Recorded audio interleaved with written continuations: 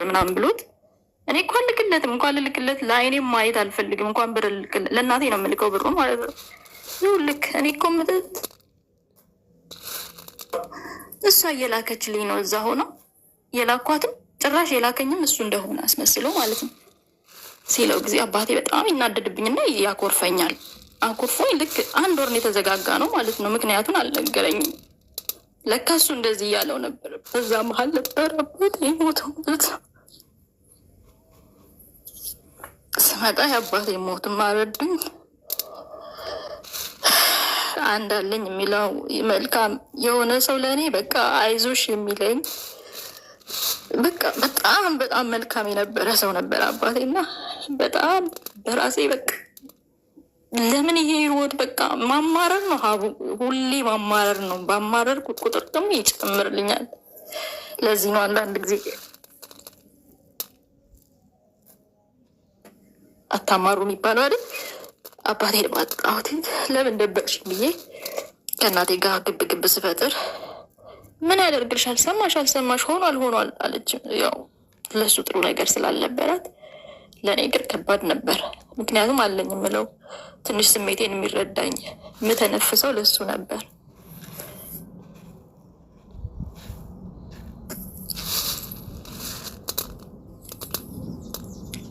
በአባቴ ሞት እጅግ ተሰበርኩኝ። በጣም አዘንኩኝ። ብቻ ያልፋል፣ ያም አልፏል። የራሴን አጽናንቼ አባቴ በህይወት ኖሮ እንዳልጨከነብኝ ግን ውስጤ ይነግረኝ ነበር። ግን የዛን ቀን እንደውም ተናድጄ ማልዋሽሽ ምን አለበት እሱ ቦታ እንጂ በሞትሽ ኖሮ አልኳት። የዛን ቀን ወንድሜ እንዴት እናቴ እንዴት እናገራለች ብሎ በቃ ያው ስሜቱ ከባድ ስለነበረብኝ ነው ያንን ቃል ያወጣሁት እና ወንድሜ ታናሽ ነው አነቀኝ። በቃ ተገላገልን፣ ገላገሉን እና ወንድሞቼ እህቶቼ እናታችንን ለምንድን ነው የምትጠያት ይሉኛል ሁሉ ጊዜ ማለት ነው። እኔ የምጠላበት የራሴ ምክንያት አለኝ። ምክንያቴን ግን አልነግራቸውም። ሁሌ የሆነ ነገር በተነሳ ቁጥር ከበደሉኝ ወንዶች የበለጠ አቡዬ እሷ ናት የምትታየኝ እንደ ጭራቅ። ፈልጌ አይደለም ግን ይቅርታ አድርጉልኝ። እዚህ ጋር ያሳለፍኩት የልጅነት ህይወቴና በቃ እስቲል አሁን እኔ ይቅር እንድላት ብዬ ነው ይህን ታሪክ የምነግራችሁ። ሁሌ የሚታየኝ እኔ በምድር ላይ ሳቅ እኔም እናት ነኝ። ሁሉም እናቶች አንድ አይነት ይመስሉኝ ነበር፣ በጣም ለልጆቻቸው የሚሳሱ። እኔ ግን እናቴን ባሰብኩ ቁጥር እታመማለሁ። ለዛ ነው ትላንትም ይህን ታሪክ ከነገርኩሽ በኋላ አመመኝ። በእርግጥ እናቴ ጥፋቷን አምና ንስሐ ገብታለች። በዚህ ሰዓት ግን ለእኔ ሀቡ እናቴ ነበረች ሁሉም በደሌ ላይ የምትታየኝ፣ ሁሉም ነገር ላይ የምትታየኝ፣ ሁሉም ነገር ላይ የምስላት እሷን ነው። ለምን አላሳደገችኝም? ለምን ለአባቴ እንዳላሳየችኝ ታውቂያለሽ ሀቡ? ምክንያቷም ብትሰሚው ደግሞ አሳማኝ አልነበረም። ለምን ጣለችኝ?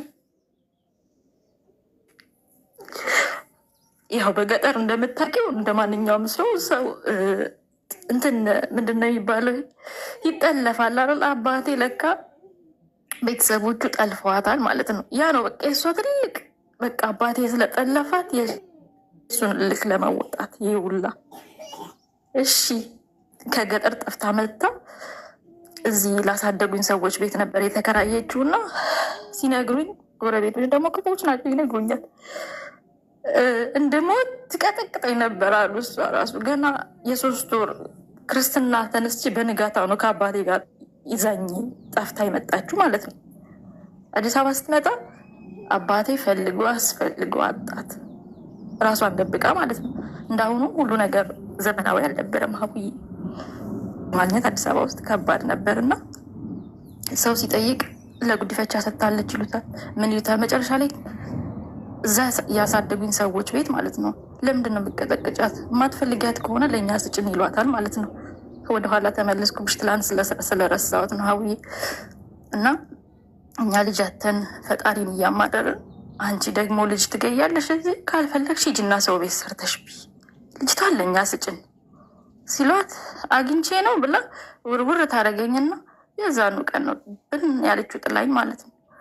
ሲነግሩኝ ጎረቤቶች ናቸው አሳዳጊዎች፣ በፍጹም ስለዚህ ታሪክ እንደጠይቅ እድል አይሰጡኝም። በፍጹም መጠየቅ አይቻልም። ልክ እንደ ሀራም ነው የሚጸየፉት ይህን ጥያቄ ማለት ነው። ከዛን እሷ ግን ሄዳ ሰው ቤት አልገባችም። ሌላ ታሪክ ውስጥ ገብታ ነበር እሷ። ሌላ ልጅ ወልዳ፣ ሌላ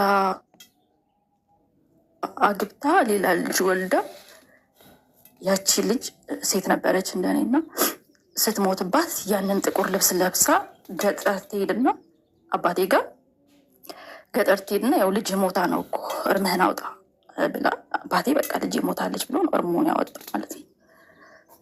እና በዛ ሁኔታ ያሳደጉኝ እነሱ። ለእነሱም ስትሰጠኝ ልጄ ናት ብዬ አልጠይቅም ብላ ቃል ገብታ ነው ምላ ማለት ነው በቤተክርስቲያን ነው። ያ ቃል ስላለባትም ነው ውሻ ውሻ የምታደርገኝ የምታመናጫጭቀኝ።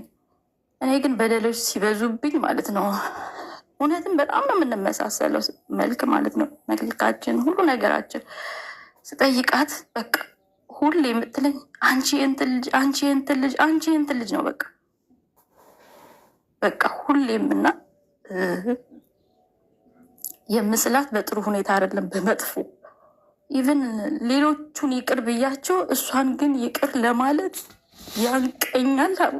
ይህን ነገር ነው መቅረፍ የምፈልገው፣ ያንቀኛል። ከዛም በኋላ አረብ ሀገር መጥቼ ደግሞ የበለጠ በደል በደለችኝ። 12 ዓመት ምንም መያዝ አልቻልኩም። ምንም ነገር መያዝ አልቻልኩም። በዚህ ትላለች፣ በዛ ትላለች፣ በዚህ ትላለች። ህይወቱ ለልጆቼ ብዬ አባቴ ከሞተ በኋላ ትልቁ ልጅ መጣና አሳዳጊ ጋር አረፈ፣ በአዲስ አበባ ማለት ነው። አሁን 2 ልጆች አሉኝ። አሳዳጊ እናት ያለች ለነሱ ያው እዚህ ስትሆኝ ታውቂያለሽ፣ እዛ መኖር አልፈልግም፣ ሌላ ህይወት ማየት አልፈልግም። በዛ የተነሳ ነው እዚህ እድሜን የሚያራዘምኩት። ግን በዚህ ወጣ፣ በዛ ወረደ፣ በዚህ ወጣ። ለእህትሽ፣ ለወንድምሽ፣ ለልጆቹ፣ ለአሳዳጊ እናትሽ ያለች በዛም በዚህም ያው 12 ዓመት ምንም ሳይዝ 5 ሳንቲም ሳይዝ ብኩን አልገባኝ ነገር ልጆችሽ የምትይዘው አሳዳጊ እናትሽ አንቺን ያሳደገች እናት ግድ ነው። ሀቡዬ ልኪው ለምንድን ነው? ለምን ለራሷ ቀጥታ ልኪም ለአሳዳጊ እናትሽ ለእሷ ለምን ትልኪያለሽ አንቺ? እሷ እኮ አልኩሽ ከአልጋ መውረድ አትችልም። አልጋ ላይ ስለሆነች ሄዳ ከባንክ ራሱ ማውጣት አትችልም። ይሰማል? ሀቡዬ ኔትወርክ ይዞኛል። ይሰማል እኮ ከአልጋ መውረድ ሳትል እንዴት ነው ትንሹ ልጅ ሁለተኛ ልጅሽን ጥለሽ አረብ ሀገር ስትሄጂ እንዴት ብላ ነው አብራው ተሯሩጣ ጠብቃ የምታሳድግልሽ? ትንሹ ልጅማ አደገ ያንቀሳቀስ ነበረ። ከዛ በኋላ ነው ያው ከእለት ወደት እየደከመች የሚገርም። የዛኔ ትንሽ ያዘቻለች መንቀሳቀስ ስለምትችል ትንሽ ኦኬ ነበረች። ከዛ በኋላ ነው እየበሰባት ቤት የሚቀረችው። የሚገርምሽ ማለት ነው የዛሬ 3 ዓመት ነው አሳዳጊ እናቴ የሞተችው በ110 ዓመቷ በሚገርም ሁኔታ ማለት ነው። ልጆቼ ሁላ እሷን ጡረዋት ከኔም አልፎ አሳዳጊ አባቴ 99 ዓመቱን የሞተው፣ አሳዳጊ እናቴ ግን በ110 ዓመቷ ከ10 ዓመት በላይ አልጋ ላይ ቀርታለች። እግዚአብሔር ስጣቸው። ልጆቼ የተባረኩ ናቸው። በልጆች ተባረክ ያለው ሀቡዬ እንደ እናቴ ክፋት ሳይሆን በእነሱ ነው መጽናናው። መጽናኛዎች ናቸው። ታሪኩ አስቀያሚ ቢሆንም ይሰማል። ማሪ እየሰማንሽ ታሪኩ በመሀል የረሳሁትም ያልነገርኩሽም ነገር ቢኖር ታሪኩ አስቀያሚ ቢሆን ልጆቼ ግን ያው መጽናኛዎቼ ናቸው እና የእናቴ እጅ ልጆቼ ላይ ማሻራ አሳረፈ። ልጆቼ አያታቸውን ይጠላሉ፣ እናቴን ማለት ነው። በጣም አጥብቀው ይጠሏታል። በልጅነታቸው አደረግኩ የምትለው ነገር ውሸት ስለነበረ ስለሚያውቁ ይጠሏታል። ለምሳሌ ማለት አንቺ በገንዘብ ጉዳይ አትደራደርም። ምን አይተው ነው ይጠልማት? ምን አይተው? ምንም አልነግራቸውም ማለት የምልከውን ገንዘብ በትክክል ስለማታደርስላቸው በትክክል ስለማታደርግላቸው ስለሚያውቁ በዛ ይጠሏታል። እኔ ደግሞ ያ እንዲሆን አልፈልግም ነበረ፣ ግን ሆነ። አሁን ራሱ በቅርቡ ታማ ሲነግረኝ ትልቁ ልጅ ይህም በቃ ልግባ ብዬ የሆነ ነገር ሳይፈጠር ልግባ ብዬ ስለው የምር ነው የምልሽ ትሙታ እንደውም ተገላገልናል። አልጠበቅኩም ከሱ ይሄን ማለት ነው። አይባልም እንዴት እንደዚህ ብላለ ብዬ ተቆጣሁት ማለት ነው። እንዴት ምንም ቢሆን እኮ አያትናል ምንም ሳታውቅ እንደዚህ የሆንክ በሆዴ ማለት ነው።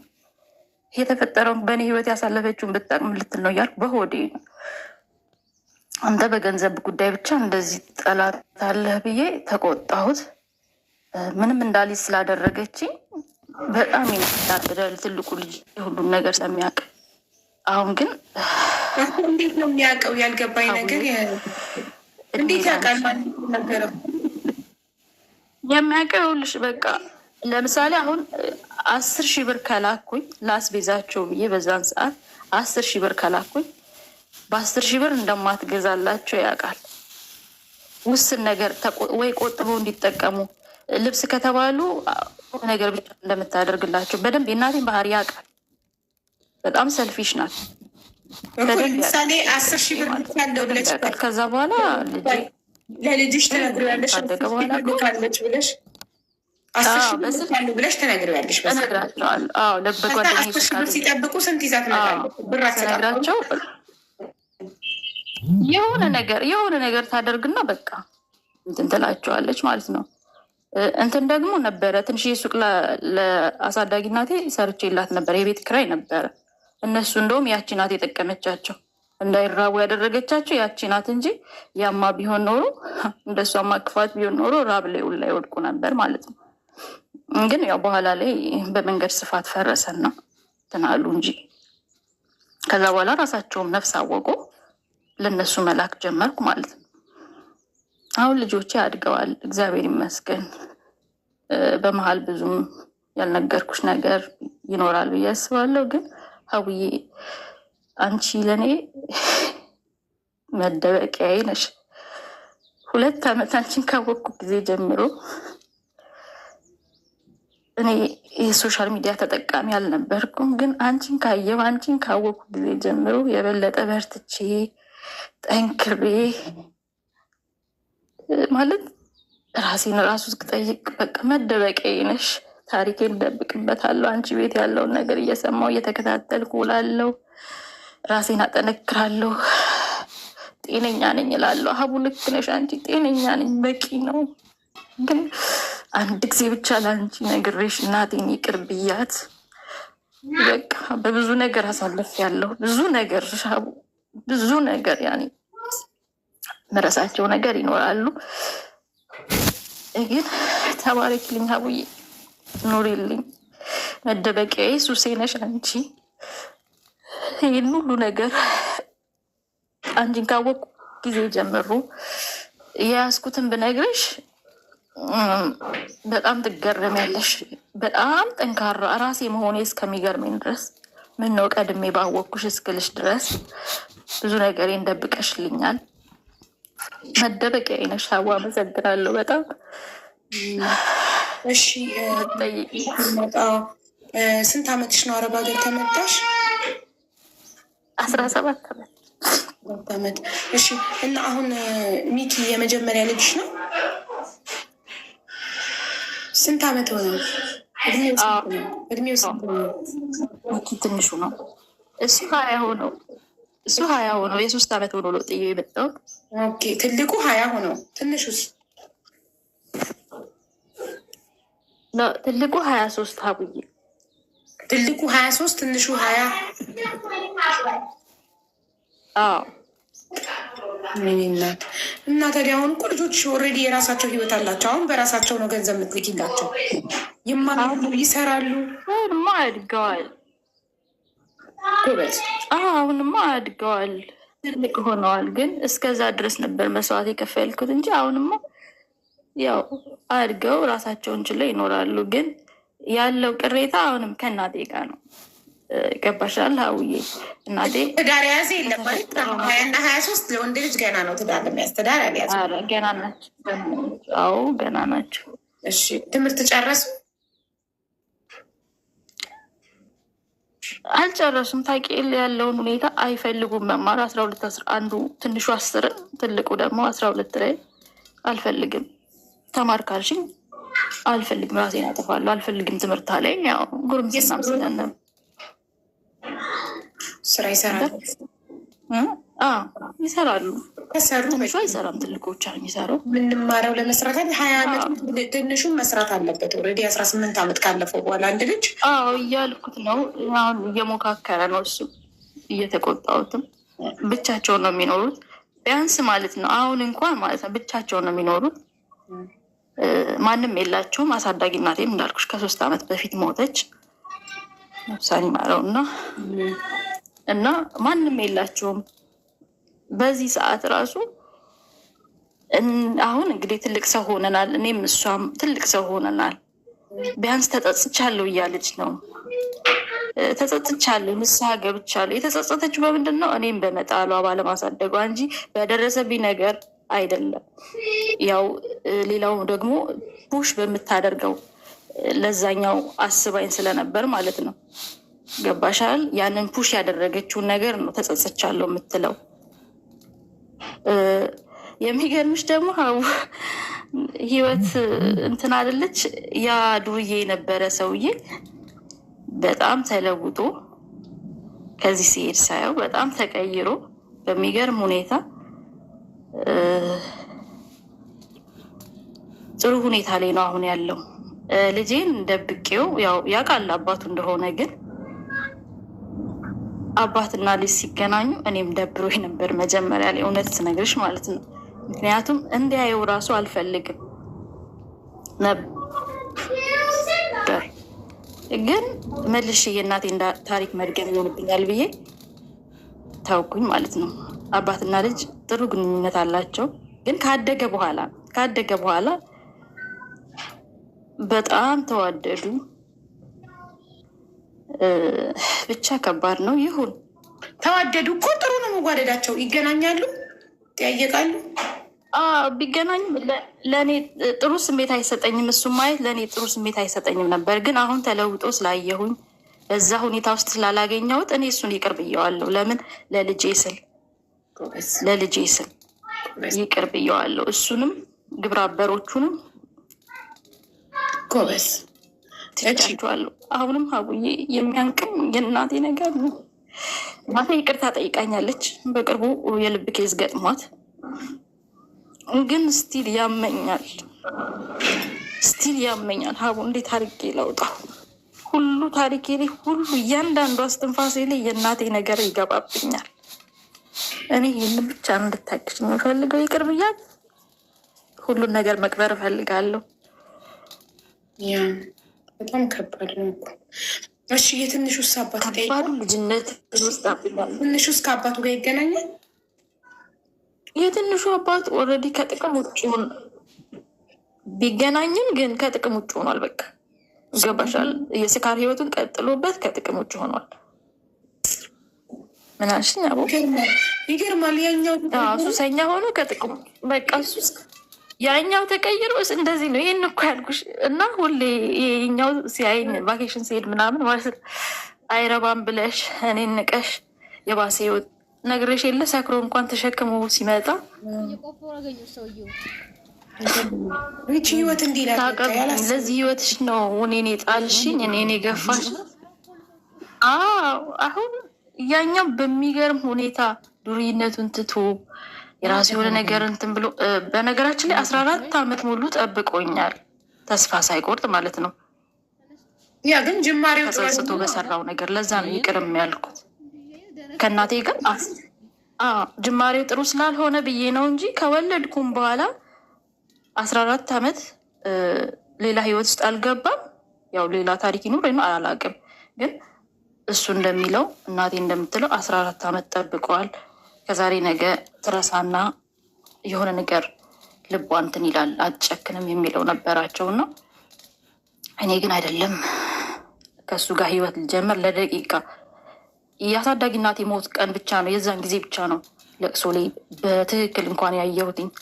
የሚገርመው ደግሞ ያው የሰውን ክፋት ስትናገሪ መልካምነቱም አንዳንዴ እኔ እዚህ ሆኜ ነበር አሳዳጊ እናቴ የሞተችው እና በሚገርም ፍጥነት የደረሰው እሱ ነበር አሉ።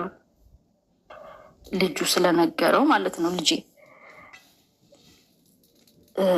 ደርሶ ሁሉን ነገር አስተካክሎ በሚገርም ተአምር በቃ ትልቅ ፕሮግራም አድርጎ የለቅሶ ስነስርዓቷ በደንብ እንዲል እኔ አልደረስኩም። በነጋታው ነው የደረስኩት። የቀብር ስነስርዓቷ እንዲፈጸምልኝ ያደረገ ያን እያሰብኩኝ ይቅር አልኩት። በቃ ለልጄ ምስል ይቅር አልኩት። ግን ከእናቴ ጋር ያለው ነገር ስቲል ፍሬሽ ነው። ያ በጣም ማለት ቀላል ነገር አይደለም። እንዲህ ዝም ብለሽ በቀላሉ ይቅርታ ልታደርግ የምችው ነገር አይደለም። ግን ይቅር ማለት ለአንቺ ጠቃሚ እንደሆነ፣ አንቺ እንደምትድኝ፣ አንቺ የሰላም ህይወት መቀጠል እንደምትች ሲገባሽ፣ አንቺ እንደሆነች ተጠቃሚ እሷን ይቅር ብትያት ሲገባሽ ይቅር ትያታለሽ። እንደገና አለማወቅ ነው ብለሽ ስታስቢ ብታቅ እውቀት ቢኖራት እንደሚያሳምን ታውቂያለሽ። ደግሞ በዛ ሰዎች የሚነግሩኝ ነው ሕፃን ሆኜ ማለት ነው እድል ነበረኝ፣ በጣም እድል ነበረኝ እና አሉ ፈረንጆቹ ላ የምኖርበት አካባቢ ፈረንጆች አይጠፉም። የፈረንጆች መስሪያ ቤት ምናምን አለ እና በቃ ሊያሳድጉኝ በጣም እድሉን አግኝታ ነበር አሉ። ከዛ ምን ብላ ትላለች አሉ፣ እቺማ እዛ ከሄደች እኮ ነገ ትሰለጥንና አባቴ ብላ ትፈልጋለች። አይሻ ይሄ ነገር ራሱ ሲነግሩኝ አትንገሩ ብላችሁም ስለሚነግሩኝ ያ የበለጠ ያሳምን ነገ የተሻለ ህይወት አግኝታ አባቷን ትፈልጋለች የሚል ጭካኔ ስላለባት ያን ለዛ ሳይሆን እዛ መብላት እንኳን ለማይችሉ ሰዎች ሰጠች። ነገ አባቴን ብዬ እንዳልሄድ ድሃ ሆነሽ እንድትቀሪ አባትሽን መቼም ምንም እንዳላል ምግብ ሳህልም ያ ነው እንዳታልፊ፣ ምግብ ከመናፈቅ እንዳታልፊ ለነጮች ከሰጠችሽ፣ ከተማርሽ፣ ጥሩ ህይወት ከኖረሽ፣ ሀብታም ሆነሽ ነገ ለአባትሽ ትተርፊያለሽ። እና ይሄን ያደረገ ለአባትሽ ካላት ጥላቻ ነው። ገባሽ? ነገ አባቴን ብለሽ ፈልገሽ እሱን እንዳትረጂው፣ ሀብታም ሆነሽ ለአባትሽ እንዳትተርፊ ነው። ኦል ፖይንቷ አባትሽን መበቀል ነው። እና ለዛም ነው እሳት ሞቺ ገባሽ? ሌላው ደግሞ ሁሉንም ማስቀምጬ ጠይቄያቸዋለሁ። እኔ ምን አደረግኩኝ? ለምን ይህን ህይወት ሰጣችሁን ብዬ ሁለቱንም ጠይቄያቸዋለሁ። አባቴ በግልጽ እናትሽ እንዲህ ብላኝ ነው እኔ ፈልጌያለሁ። እንደውም አባቴ በጣም ይወዳት ስለነበር ሀቡዬ በጣም ይወዳት ስለነበር እሱ አልነበረም ጠለፋውን ያደረገው፣ ወንድሞቹ ነበሩ። አባቴ የሚያውቀው በሽማግሌ በስነስርዓት እንደሚያገባት ነው። ግን ወንድሞቹ ወንድማችን አፍቅሮ እንዴት እምቢ ይባላል የሚለውን አስበው የእነሱ ጥፋት ነው እንጂ የአባቴ ጥፋት አለበት። አባቴ በሚገርምሽ ሁኔታ እናቴን ሲያጣ ቀጥታ ቤተሰብ አግባ እንዳይለው ወደ ውትድርና ነበር የገባው። እሷ ግን እዚህ እኔን ሰርቃ መታ አዲስ አበባ መታ እኔንም አላሳደገችኝም። ሌላ ታሪክ ሌላ እንትን ነበር፣ ሌላ ልጅ ነው የወለደችው። እሱ ግን ከውትድርና ሲመለስ ነው ቤተሰብ ጨቅጭቆት በግድ ያገባው ማለት ነው። ሌላ ታሪክ የጀመረው ያው ህይወት ስለሚቀጥል ማለት ነው። የእናቴ እንትን ይበዛብኛል በቃ። ግን ሁልጊዜም የሰው ልጅ ከባሰው የተሻለውን ነው አይደል የሚመርጠው? ከባሰ በጣም ከባሰው የባሰው ከባሰው ደግሞ ትንሽ የተሻለው ይሻላል። የሚሻለው አንቺ ለእናትሽ ይቅርታ ብታደርግ ለእሷ ብለሽ አይደለም፣ ውስጥሽ እንዳትቀመጥ ከዚህ በላይ አይሽ። አሁን 36 ዓመትሽ ነው አይደል? በ13 ዓመትሽ ነው ልጅሽን የወለድሽው። አሁን እሱ 23 ዓመቱ ነው። ስለዚህ 13 ሲደመር 23 36።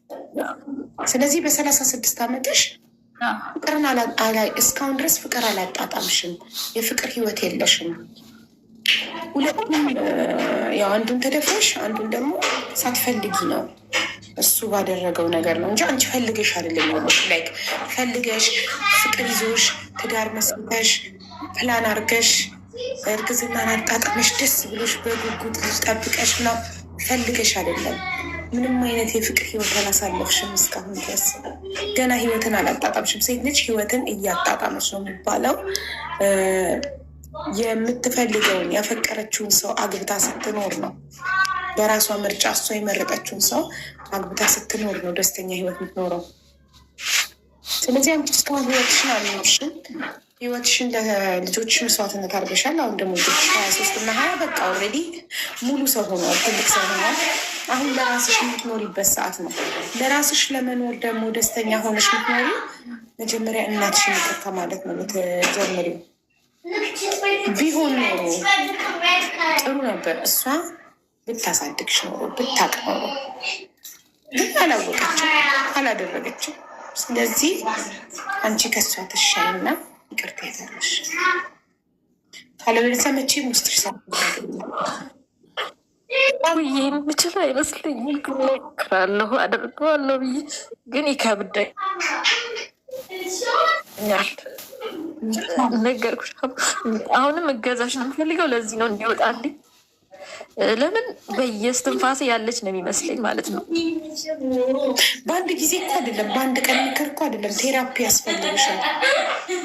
ኤቭሪዴይ እኮ አሁን ነግሬሻለሁ። ለምን አሁን እኮ ይህን ታሪክ እንደነግርሽ የተገደድኩት እሷ ኦልሬዲ በልብ ኬዝ ትንሽ ተሽሏታል። አሁን ለውጥ አላት። ግን እሷ ቀድማ ይቅርታ ጠይቃኛለች። በአፌ እሺ ብያታለሁ። እሺ ችግር የለም ልሄድ ሁላ ነበረ፣ ግን የሆነ ጉዳይ ገጥሞኝ ሳልሄድ ቀረሁ። እሷም ደህና ናት ሲሉኝ እሺ በቃ ትንሽ አንድ ፊቱን የሆነ በቃ ለመጨረሻ ጊዜ መግባት ነው የምፈልገው። በቃኝ፣ ስደትን በቃኝ፣ ሀቡ ደከመኝ፣ እስከ መቼ ብዬ እንትን አልኩኝ። አሁን ራሴን መምራት ስለምችል ለሁሉም ነገር ሬዲ ስለሆንኩኝ እግዚአብሔር ይመስገን። እድሜ ላንቺ ጠንክሬ የያዝኩትንም ስለያዝኩኝ ከዚህ በኋላ በቂ በቃ አንድ ሰው በቃ ያስተዳድረኛል የሆነ ነገር አለኝ ብሎ ካለ ያው ከስደት ይወጣል አይደል? እዛ ላይ ስለደረስኩ ብገባም ችግር የለውም፣ የሚያስቸግረኝም ልጅ ስለሌለ ማለት ነው። ግን አንዴ እንደምንም አውጥቼ ይቅር ልበላትና የተሻለ ነገር ማሰብ። ለምሳሌ አንድን ሰው ይቅር ለማድረግ ይቅር ለማለት የበደለን ሰው የሚጠቅመን ነገር ምንድነው? የሆነ ጥሩ ፓርቱን ማሰብ። ያን ጥሩ ፓርቲ እኮ የላትም፣ ምንም ጥሩ ፓርቲ የላትም። ምንም በየትኛው ልበልሽ፣ የስደት ህይወቴንም ጨለማ አድርጋብኛለች። ልጅነቴንም ጨለማ አድርጋብኛለች። የትኛውን የቱ ጋ ያለው? እኔ ደግሞ አንድ ጥሩ ፓርቷ የትኛውን አንቺ በህይወትሽ የምትወጁ ነገር ምንድን ነው? በጣም የምትወጁ የምትኖሪለት ልጆቼ ናቸው። ልጆችሽን እሷ ባትወልድሽ አንቺ ተወልጃቸው ነበር? እሱማ ነው፣ ግን አላስወረደችሽም፣ ወለደችሽ። አዎ አላሳደገችሽም፣ ጥላሻለች። ግን ወደዚህ ምድር እንድትመጪ ፈቅዳልሻለች። ሆዷ ውስጥ እያለሽ ብታስወርድሽ ኖሮ ወደዚህ ምድር አትመጭም ነበር። እሱ ደግሞ ያላደረገችው እኮ አቡዬ በዛን ሰዓት በገጠር ሁኔታ ስለነበረች ነው እንጂ እድሉን ብታገኝ አታደርገውም። ታደርገው ነበር፣ ይሻሌ ነበረ ከዛ መራራ ህይወት። በስ እሷን ይቅር ላለ ማለት በጣም ለራስሽ ምክንያት ስትሰጪው ነው እንጂ አልጠየቅሻትም። ይሄ ለምን አላስወረድሽኝም ብለሽ አልጠየቅሻትም። አሁን ነው እኔ ሀሳቡን ራሱ ያመጣሁልሽ። ይህ ሀሳብ ከዚህ በፊት አንቺ አይምሮ ውስጥ መጥቶ አያውቅም አይደል?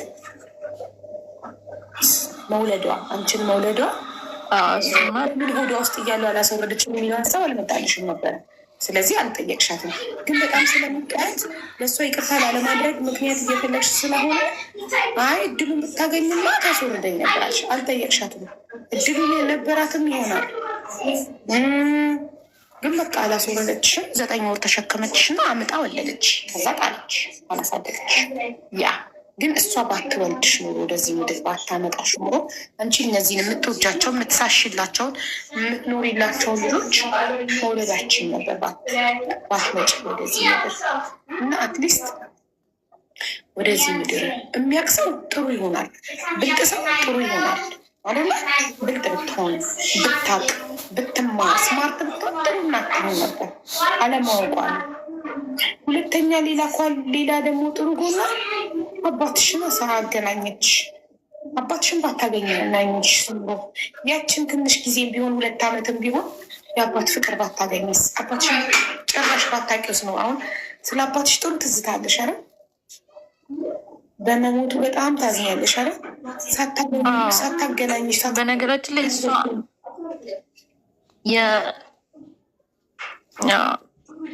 አይደል ባታስተዋውቅሽ ኖሮ ሳታስተዋውቅሽ ሞቶ ቢሆን ኖሮ ከሞተ በኋላ ብትሰሚ በጣም ታብኝ ነበረ። ግን በህይወት እያለ አስተዋውቃሽ በጣም ህይወትን ኖርኳት የምለው ያ ከአባቴ ጋር የነበረኝ ፓርት ብቻ ነው። በህይወቴ ኖርኳት ምላት 2 ዓመት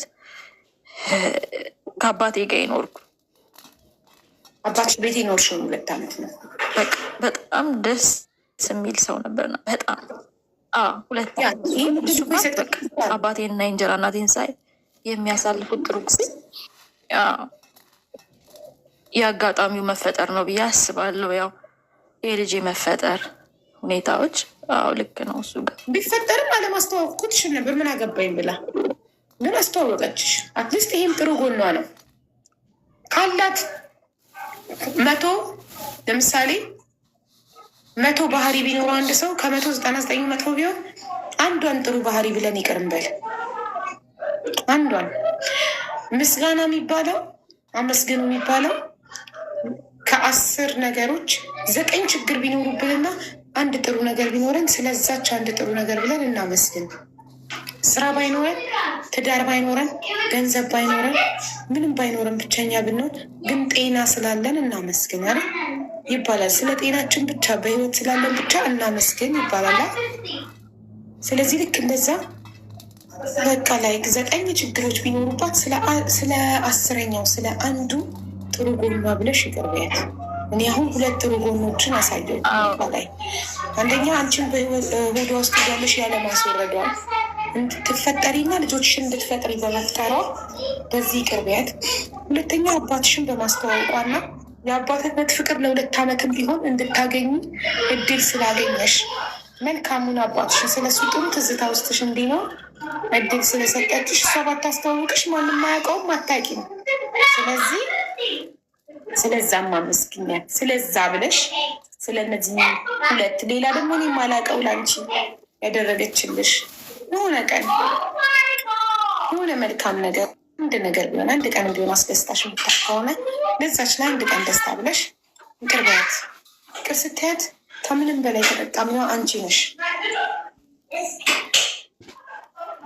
አንቺ ነሽ የውስጥ ሰላም የምታገኘው። አንቺ ነሽ ውስጥሽ የሚጸዳው። አሁን ለምሳሌ እሱ ልክ ነሽ። ያው እድሜ ልኬንም እያደማው ራሴ ብትሞትስ አሁን አያምጣውና ብትሞትስ እኮ እሱን እኮ ነው የምልሽ። እሱን ፓርት ብዬ ነው እኔም ብትሞት ከማለቀስ ከሚቆጨኝ ለምን ራሴን ዋሻለሁ ከሚለው አንጻር ነው። በነገራችን ላይ ሰልፊሽነቷ ይቅርታም ካለችኝ በኋላ ይሰማል ሀቡዬ፣ ሰልፊሽነቷ ስቲል አለ። ግን ያም ሆኖ ይሁን፣ ያው እናት ናት። ልጆቼ እኔንም ነገ ይሄን ታሪክ እንዳይደግሙብኝ ልጆቼ ለእኔ መጥፎ እንትን እንዲኖራቸው አልፈልግም። እኔም ለምን ጥያቸው ተሰድጃለሁ። ግን እኔ ሴት ቢሆኑ ልጆቼ ሀቡዬ እውነት የምነግርሽ ለሌሎቹም ትምህርት ነው ብዬ የማስበው ሴት ቢሆኑ በፍጹም በተአምር ጥዬ አልወጣም ነበረ። በተአምር ወንዶች ስለነበሩ ነው እና ህይወትም ስላስገደደች ነው። በቃ ያንን ህይወት እዛ ጋር ለመኖር ነው እንጂ ገንዘብ ለመያዝ ለመለወጥ አልነበረም። በአሁኑ ሰዓት ግን ወንዶችም ስለሚደፈሩ የወንድ ልጅ እናቶች እሷ የድሮ ጊዜ ስለሆነ ነው፣ የዛሬ 23 ዓመት ስለሆነ ነው። አሁን የዛሬ እናቶች ግን ይህንን ወንድ ልጅ ስለሆነ ብላችሁ ጥላችሁ እንዳትወጡ። ለምን አሁን ላይ ወንድ ልጅም ይደፈራል። ድሮ አገራችን እንደዚህ አይነት ሴጣን ነገር አልገባም ነበር እና ወንድ ልጅ የትም ተጥሎ ያድግ ነበረ። አሁን ግን ወንድ ልጆቻችሁንም መጠበቅ አለባችሁ። በቤተሰብ ጥበቃ ውስጥ መሆን አለባቸው። ለምን ወንዶችንም እንዴ የሆነ ሰዓት ሀብዬ የሆነ ሰዓት እኮ ኢትዮጵያ ውስጥ ከባድ ነበር ካስታወሽ፣ እንደዚህ አይነት ነገር ተፈጥሯል የተባለ ጊዜ ቀጥታ ነው የገባሁት። በቃ አርቲስቶች ምናምን ይህን ነገር ሲያስተዋውቁ እንደዚህ እያለቀሱ በዩቱ ምናምን ሳይ ቀጥታ ገባው። በጣም ደግሞ ያው ነገሮች አልተስተካከሉም፣ ተመልሼ የመጣው ነገሮች ሲበርዱ ሲስተካከሉ እንጂ ይሄ ከባድ ነው፣ ለእኔ ከባድ ታሪክ ነው። እና አሁን ግን በቃ የራስሽን ህይወት የምትኖሪበት ሰዓት ነው። ለልጆችሽ ልጆች አሁን በዚህ እድሜያቸው ልጆችሽን ታስተዳድሪያቸዋለሽ። የሀያ ዓመት ልጅ እንዲሰራ መምከር አለብሽ። ይህ ስርዓት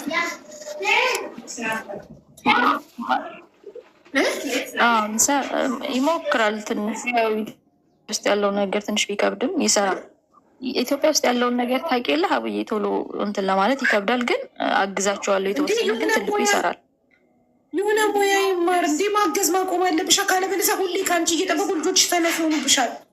የሆነ ሙያ ይማር። ለምሳሌ የሚወደው ነገር አሁን አብዛኛው ሶሻል ሚዲያ ይጠቀም፣ የሆነ ነገር ይማር፣ ወይ ቪዲዮግራፊክ ምናምን ፎቶግራፊክ ምናምን ተምሮ በሙያው ተቀጥሮ ይስራ። ልጆቻችንን እኛንን ማጀገል ያለብን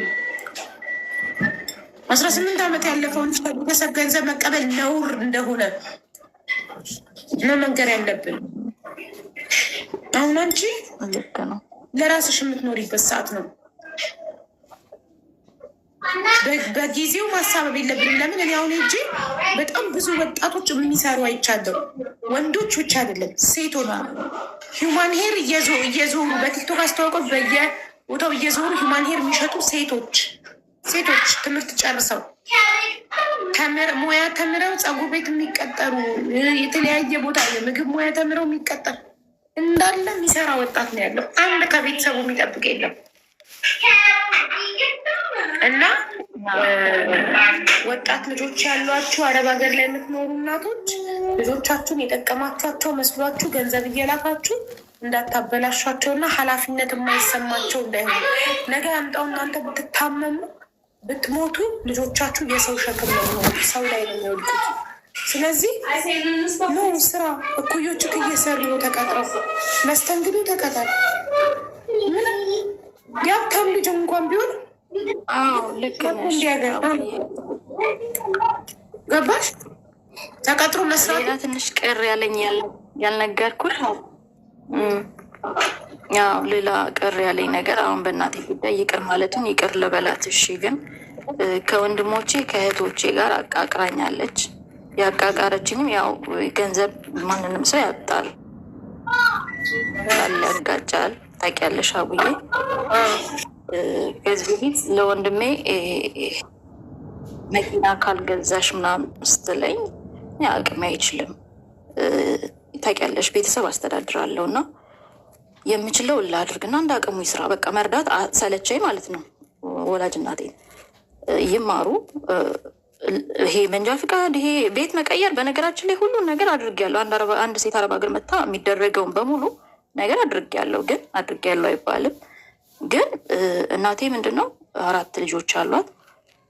ሁሌ ከኔ ነው የምጠብቀው ማለት ነው። እነሱን እንደ እንቁላል ይዛ ከኔ ስጠብቅ ያናድደኝ ነበር። ወጣችሁ ስሩ፣ እንደዚህ አድርጉ። ልጆቼ የሚገርምሽ እኔ ትልቁ ልጄ ማለት ነው አሳዳጊ እናቴ እንዳልኩሽ አልጋ ላይ ናት። ሰራተኛ የምትቀጥሪበትን እኛ እንሰራለን እያሉ ትንሹ አብሲት ይጠራል፣ ትልቁ እንጀራ ይጋግራል። ቤት ውስጥ ስራ ተከፋፍለው ነው የሚሰሩት ማለት ነው። ትልቁ እንጀራ ይጋግራል፣ ትንሹ አብሲት ይጠራል፣ ትልቁ ይጋግራል። እና በጣም አሳዳጊ እናቴ አልጋ ላይ ስትቀር አንድ ቀን እኔ ሰራተኛ አልቀጠርኩም። እንዳሁኑ ፓምፕረስ የለም ሀቡዬ፣ አገላብጠው ሁሉን ነገር አልጋ ላይ ነው ሁሉን ነገር አድርገው። በእውነት ልጆቼ በዚህ አጋጣሚ እግዚአብሔር ይስጣቸው። እኔ ማለት ሰው ካጠገቡ ሳይኖር ሰው ዛሬ ሱሰኛ በሚሆንበት ወጣት ማለት አብሯቸው ሰው ሳይኖር ታውቂያለሽ፣ አዲስ አበባ ላይ ያው በጣም በራሳቸው ተፍጨርጭረው ሰዎች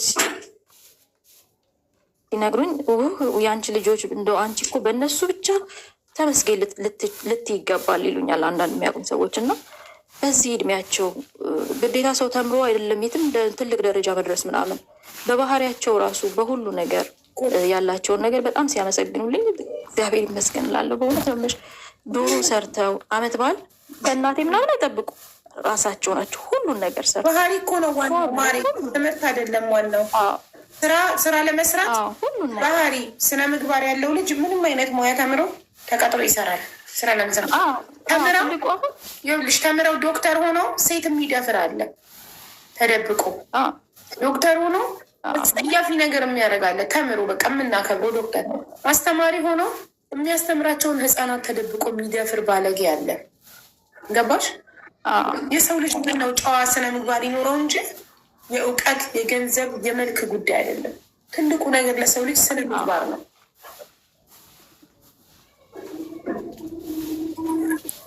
እና ሰው አጠገቡ እንኳን ሆኖ እንደዚህ ሱሰኛ ይሆናል፣ ይበላሻል፣ እንደዚህ ይሆናል። እና አንቺ እድለኛ ነሽ፣ በስልክ ብቻ እያወራሻቸው ያልሻቸውን ያደርጋሉ።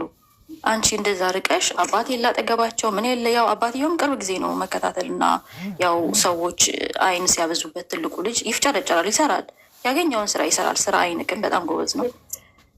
ያው ይሰራል በደንብ እጁን ያውጣል። ትልቁ ትንሹ ለእነሱ ስነ ምግባር ግን መመስገን ነፍሷን ይማረውና ለእነሱ ስነ ምግባር ግን መመስገን ያለባት አንቺንም ማሳድጋ ልጆችሽን ማሳድጋ።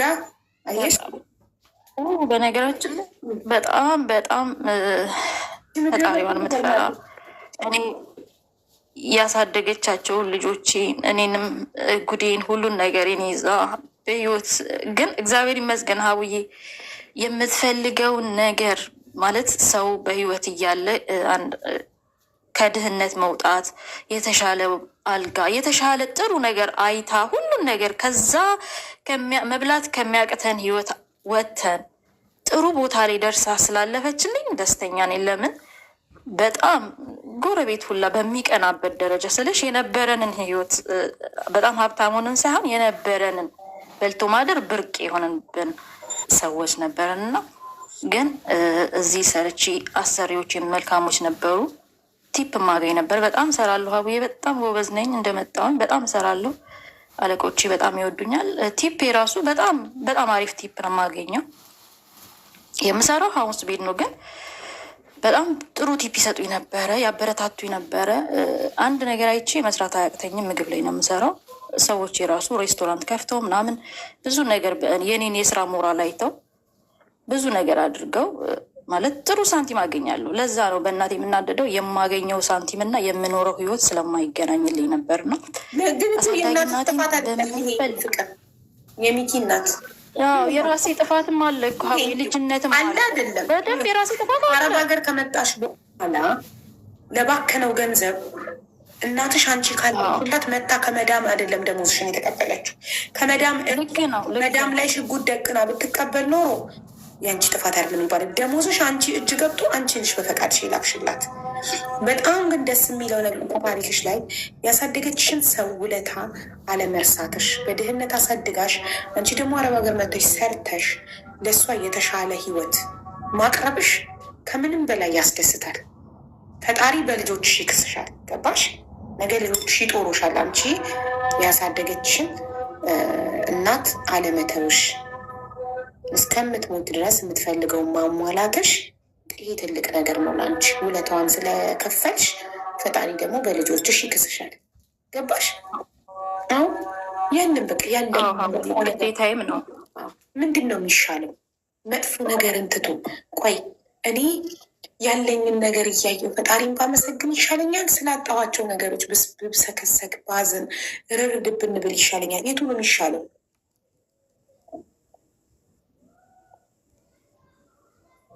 ልክ ነሽ ሀቡዬ። ቆይ አይደለም የቱ ነው የሚሻለው? በግልጽ ግን የቱ ይሻላል? እንምረጥ። እኔም እኮ ፈልጋለሁ። ጎበዝ፣ ከፈለግሽ ማንም አይከለክልሽ።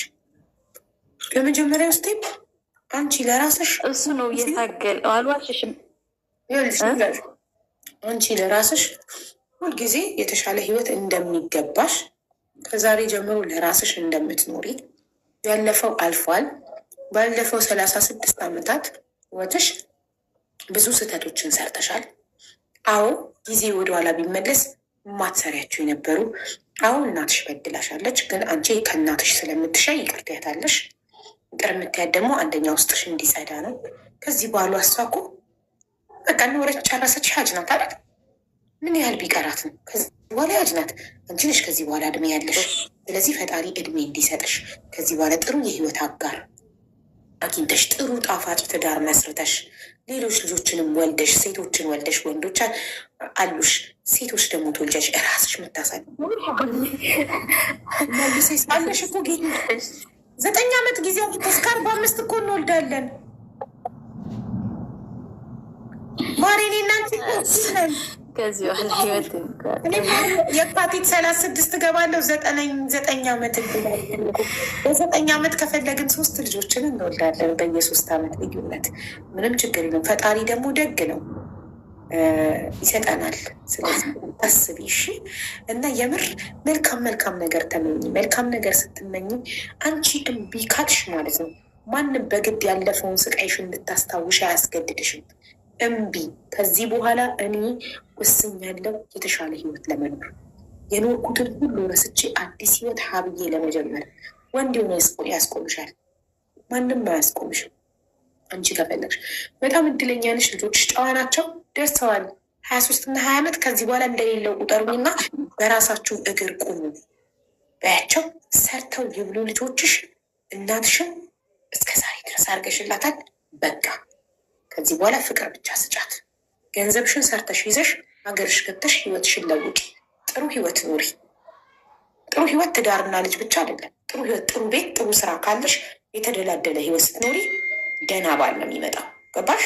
አንቺ ያለሽበት ሌብል ላይ ነው። ሁሉም ቢጤውን ነው እኮ እዚህ ጋር ያለ ከዚህ ሰፈር ነው የሚያገባው አይደለ?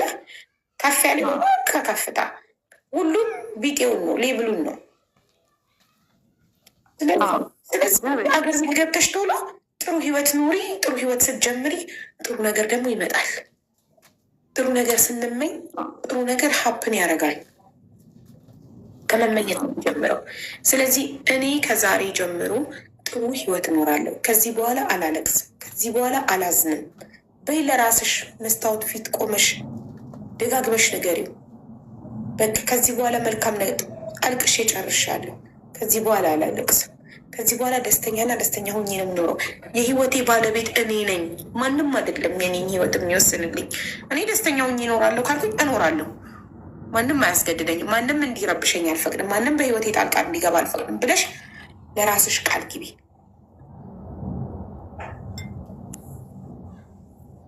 ቃል ግቢለት ለራስሽ። አሁን ህይወትሽ ያንቺ ናት። እኔ የማይቻል ነገር አልነግራችሁም። የምኖረውን ነው የምነግራችሁ። ህይወቴ የኔ ናት። የመረጥኩትን ነው የምኖረው።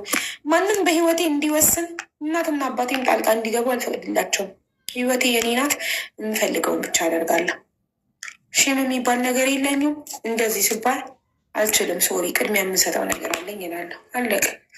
የተቀየመ ይቀየም። ልክ ነሽ አውዬ። ግን ትልቁ ችግሬ ኖ ማለት አላውቅም እና ግን ካልሽ አሁን ግን የሚለውን ነገር አራግፊው። ከዚህ በኋላ ግን ትንሽ ቅር ያለኝ ነገር አዎ አድርገዋለሁ። ካለፈው ነገርም የሚብስ ነገር የለም። ጤነኛ ነኝ እንዳልሽው፣ እግዚአብሔር ይመስገን። ልጆቼ ተባረክ። ከምንም በላይ በልጆቼ ደስተኛ ነኝ። በዚህ ምድር ላይ ያው ከልጅ በላይ የሚያስደስት ነገር የለም። እኔ ተሰብሬም ወይም ደግሞ ደካማ ሆኜ ልጆቼ እንዲያዩኝ አልፈልግም። እነሱ ጠንካራ ሆነው እኔ እንዲያዩኝ እንደዚህ በዚህ ሁኔታ እንዲያዩኝ አልፈልግም። ግን ትልቁ ልጄ ሁሌ ጥያቄ እያቀረበ ነበር። ግን ለምንድን ነው አባቴ እኮ መልካም ሰው ነው፣ አሁን ባለው ሁኔታ ነው እሱ የሚያውቀው እና ለምን ትተዋለሽ ምናምን ብሎ ሁሌ ጥያቄ ሲያቀርብልኝ ምንም ሁሌ መልስ አልሰጠውም። ምክንያቱም ታሪክ ሌላ ህይወት አልጀመረ ጀምሯል። አይ ጥያቄው አያውቀውም። አባቴ እኮ መልካም ሰው ነው ለምንድን ነው የተውሽው ምናምን ብሎ አባትህ እጅግ የምትይው ምንድን ነው? አባትህ እጅግ በጣም መልካም ሰው ነው። ግን ማንኛውም ሰው አሁን አንተ 23 ዓመትህ ነው፣ ትልቅ ሰው ነህ። ስለ ሪሌሽንሽፕ ይገባሃል። አንዲትን ሴት ወደሃት ተጣብሳችሁ አብራችሁ ሆናችሁ በሆነ ነገር ባትግባቡ ትለያያላችሁ። ልክ እንደዛ እኔና አባትህ ሪሌሽንሽፕ ውስጥ ገባን፣ አልተግባባንም፣ ተለያየን። አንተ ተፈጠርክ፣ ወለድኩ፣ ካሳደግኩ ትልቅ እኮ ነው። ለትልቅ ልጅ አይገባም።